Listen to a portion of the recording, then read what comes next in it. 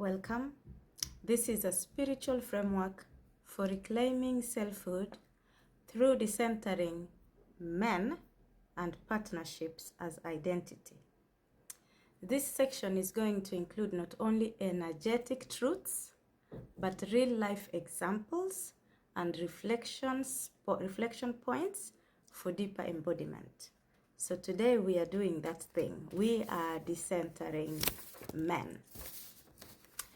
We are decentering men not as a rejection, but as a return to self. What we are going to talk about today is a compilation of deep transmissions, truths, and reflections. It includes core teachings, soul-level reclamations, and the higher realms of feminine sovereignty. We will begin by actually looking at the core truths that I personally have experienced this last year. The first core truth for me is you can want love and still not center men in your story. Maybe you're going to ask, how is that possible? Let's move on slowly, because we will come to that. Number 2, core truth: the feminine doesn't shrink when it's not chosen. Number 3, decentering men isn't an attack on men or women. It is a return to self-authority. You are returning back to you. I will just go over a few ways, the invisible ways we center men, and feel free to write on the comment section if you feel there is more we have left out, because there is a lot.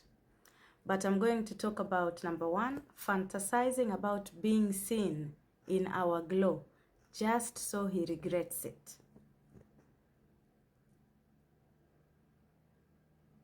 Number 2, measuring success by what he would say or think. Number 3, crafting posts, hoping someone like him watches. Number 4, delaying decisions, waiting for a mirrored response.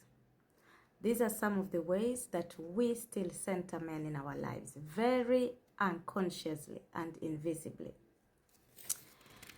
So what are we going to do right now? We are going to talk also about the hidden costs of centering men. In my own experience, this isn't just about heartbreak.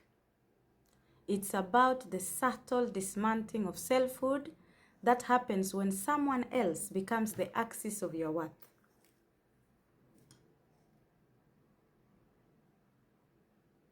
The real costs are energetic displacement. Your energetic field begins to revolve around another, their mood, presence, or absence. You lose the ability to feel your own center without emotional input from them. We talk so much about men, it's just unnecessary. We need to grab that energy, take it back to ourselves. Number 2, intuitive distortion. You stop trusting your own intuition. You gaslight your gut to preserve the fantasy. You call it patience. You love too hard. But it's really self-abandonment wearing spiritual makeup for women who are spiritual.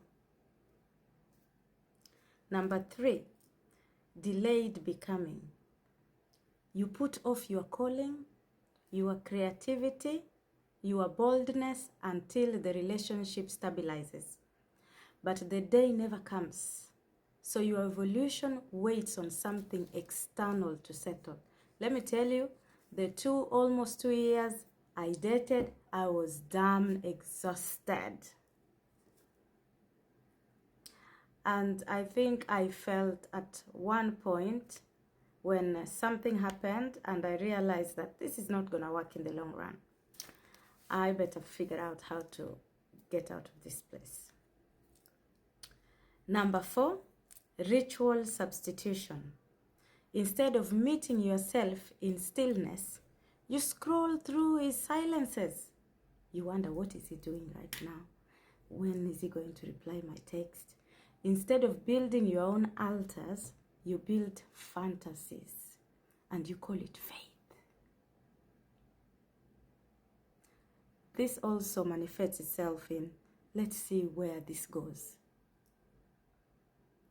And you sit there and, go along with it.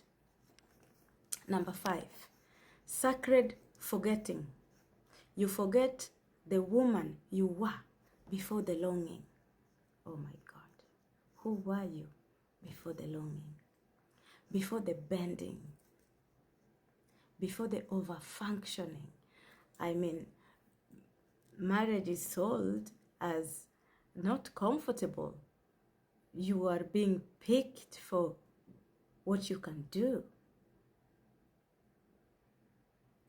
It's ridiculous. And she stops speaking because no one is listening.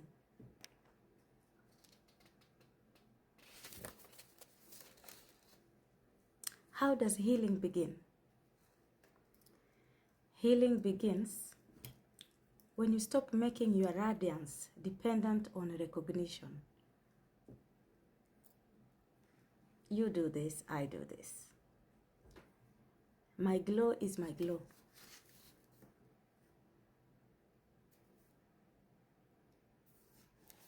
You realize not being chosen was protection.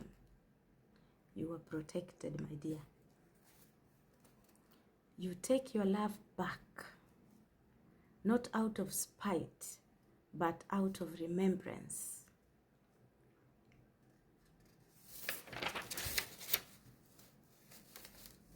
You stop proving you are lovable and start being undeniable.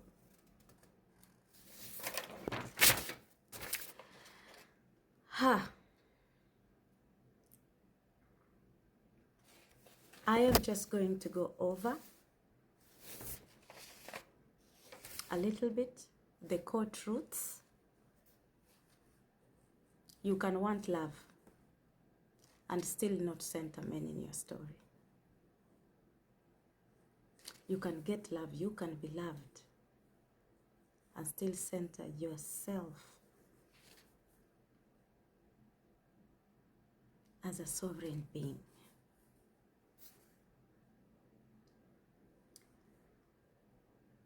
And when you replace centering men, do you know what you get?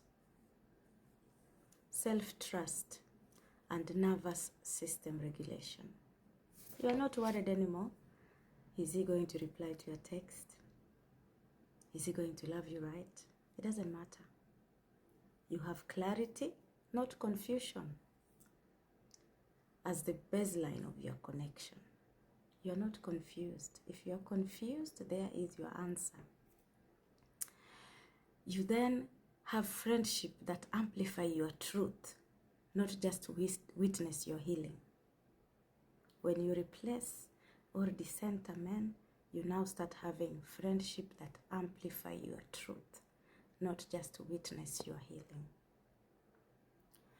Your creative energy starts to flow. For you, not to be seen. I will be doing a second video where I will be going through the higher realms of decentering men step by step, where I talk about projecting the divine masculine into unprepared vessels, examples, how to figure this out. And for me, this is a big learning moment. So welcome, my dear loves. Join me in learning how to decenter men in a very spiritual and giving way. Thank you.